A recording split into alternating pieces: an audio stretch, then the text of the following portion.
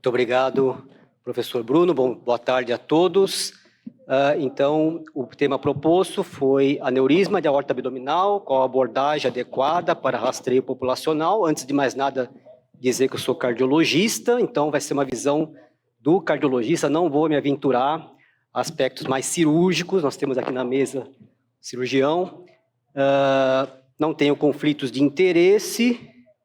Isso. Bom, primeiramente, qual que é a definição de aneurisma de aorta abdominal? Aqui eu vou citar em vários slides essa diretriz brasileira que foi publicada no ano passado. Eles dizem o seguinte: dilatação de 2 desvios padrões ou mais que 50% em relação ao diâmetro esperado.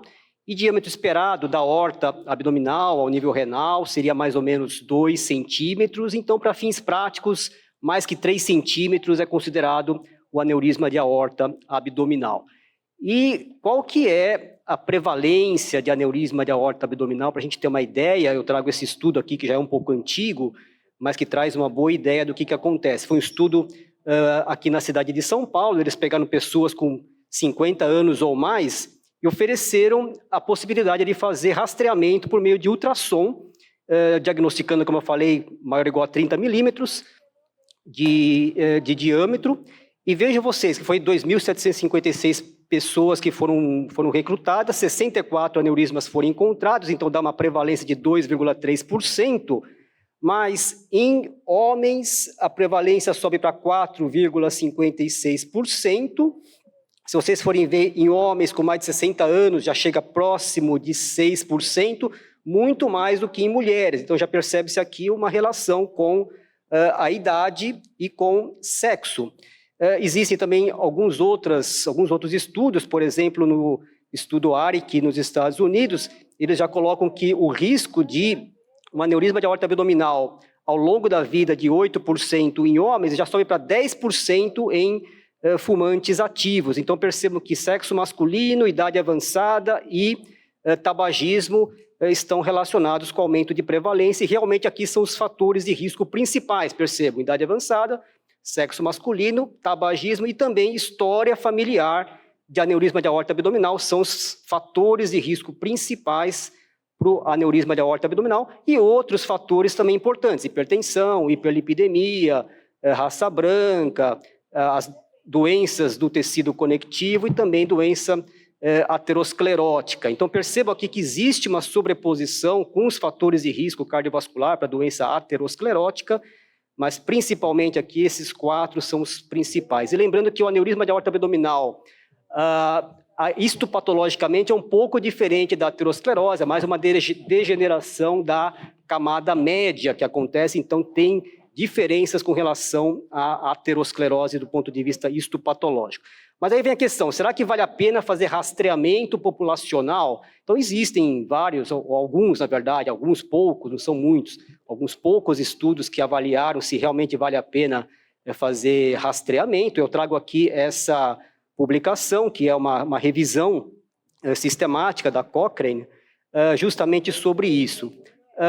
Esses estudos, importante dizer, incluíram pessoas com 65 anos para cima, e aqui são os resultados. Primeiramente, com relação à morte por todas as causas. E aqui está sexo masculino, sexo feminino. Percebo que não houve benefício do rastreamento no que diz respeito a esse desfecho em particular, morte por todas as causas, nem em homem, nem em mulher. Segundo desfecho, morte pelo aneurisma de aorta abdominal. Aqui a gente já vê um benefício da estratégia de rastreamento em homens com redução de 40%, mas não nas mulheres. Terceiro desfecho foi incidência de aneurisma roto.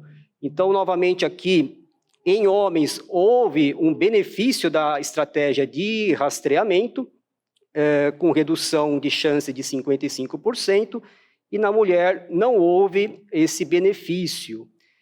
E também eles analisaram a chance de ir para uma cirurgia de aneurisma de aorta abdominal, e faz um pouco de sentido, mas aqui houve um aumento de 2 vezes na chance de ir para uma cirurgia de aorta abdominal.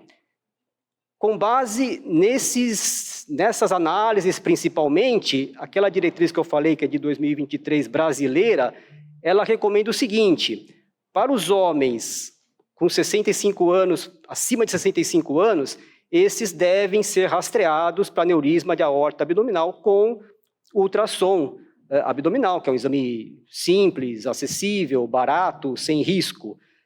Aqui é nível de evidência, não é classe de recomendação, é nível de evidência. A evidência é de que esses homens acima de 65 anos devem passar pelo rastreamento, e também os homens e mulheres, mas com história positiva de aneurisma de aorta abdominal, também devem ser rastreados a partir da idade de 50 anos. Essa é a recomendação da diretriz brasileira. Eu trago também uma outra diretriz que é importante, que é de 2022, do American College e do American Heart, que é um pouco parecida. Então, eles pegam também a idade de 65 anos e valorizam também a história de família e o tabagismo, como eu falei, são os principais fatores de risco. Então, homem e mulher acima de 65 anos com história de família ou tabagismo, eles indicam o rastreamento. A diferença aqui é que para homem a classe de recomendação é 1, que está em verde, e para a mulher acima de 65 anos que fuma, a classe de recomendação aqui é 2A. Mas percebam que eles restringem um pouco mais, não é só ter 65 anos para cima, mas também ter algum outro fator de risco que eles passam a recomendar o rastreamento. E também para as pessoas abaixo de 65 anos, seja homem, seja mulher, mas que tenham múltiplos fatores de risco ou história familiar de aneurisma de aorta abdominal, eles colocam aqui como classe 2B, considerar o rastreamento pelo ultrassom. Eu vou também tomar a liberdade de falar um pouquinho sobre as recomendações de tratamento, já que a gente é cardiologista, a gente trata muito pacientes com fatores de risco, ou mesmo com diagnóstico de aneurisma de aorta abdominal. Aqui, com relação à cessação de tabagismo, logicamente que é óbvio que a gente tem que orientar esses pacientes quanto à cessação do tabagismo, mas lembrando que existe evidência de que diminui o risco de crescimento do aneurisma e de sua ruptura. O mesmo com relação ao controle de pressão, evidências de que diminui o crescimento do aneurisma.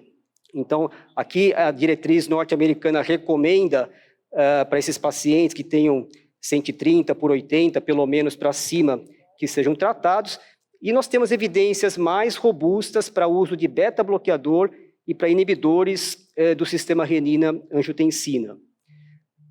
Com relação a tratamento com estatinas, como eu falei, esses pacientes muitas vezes têm fatores de risco para aterosclerose, podem já ter doença aterosclerótica, então a gente acaba recomendando, na evidência de doença aterosclerótica no aneurisma, o tratamento com estatina, dose moderada ou alta, intensidade moderada ou alta, e também considerar, mesmo quando não existe uma evidência de doença aterosclerótica em outro local.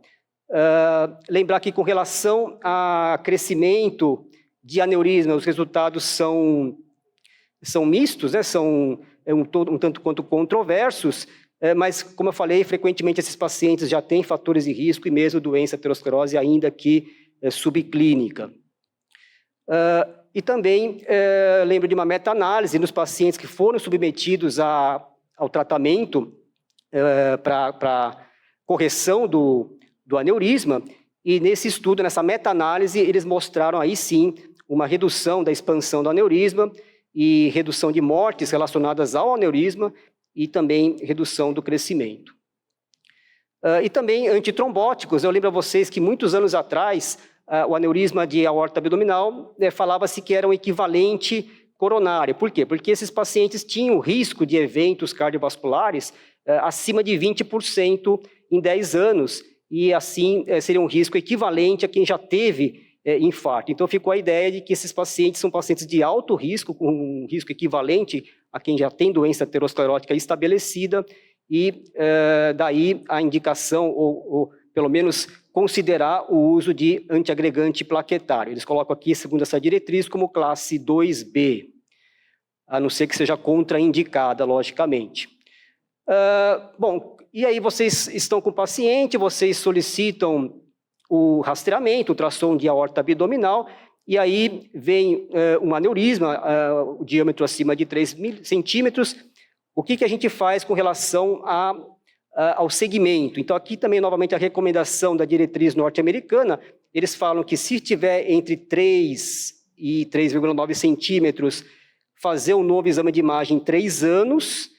Se tiver entre 4 a 4,9 em homens, ou 4 a 4,4 em mulheres, repetir depois de 1 ano. E 5 para cima em homem, 4,5 para cima em mulher, repetir em 6 meses. Essa que é a recomendação da diretriz norte-americana. E quando é que a gente vai pensar em encaminhar para o cirurgião vascular? Como eu falei, eu sou cardiologista aqui, eu vou trazer um pouco do que diz a nossa diretriz brasileira com relação à indicação de tratamento, seja cirúrgico, seja endovascular. O texto é muito extenso, mas eles começam assim, colocando como em termos simples, pensar em tratamento intervencionista nos aneurismas fusiformes com diâmetro maior que 5 em mulher, maior que 5,5 em homem. Um crescimento rápido importante também, mais que meio centímetro em 6 meses, ou mais que 1 centímetro em 1 ano. Logicamente, quando está associado a complicações e ou sintomas, e também o formato da dilatação é importante. Então, aneurisma sacular também existe uma tendência para o tratamento intervencionista. Então, logicamente que se o paciente já estiver próximo desses números que eu estou deixando aqui, eu acho que é o tempo, é o momento da gente pensar em encaminhar para o especialista. Bom, conclusões. O cardiologista não só pode, como deve se preocupar em rastrear e prevenir complicações do aneurisma de aorta abdominal. Não preciso dizer para vocês que a gente atende muito esses pacientes com fatores de risco e pensar principalmente na idade, no sexo masculino, na história familiar e no tabagismo. E aqui eu faço uma menção especial à história familiar, que eu acho que muitas vezes acaba não sendo muito bem valorizada na nossa anamnese. Mas paciente que tem um ou mais desses fatores de risco, pensar na possibilidade de um aneurisma de aorta abdominal. Muitas vezes o paciente não está fazendo exame de ultrassom por outro motivo, e aí a gente tem que pensar nesse rastreamento. E o que eu falei aqui também é diferente, o rastreamento é diferente da detecção incidental de aneurisma de aorta abdominal, que é uma outra história. Aqui a gente falou mais de rastreamento. Era isso que eu queria falar, eu fico à disposição para a gente discutir o assunto. Obrigado pela atenção.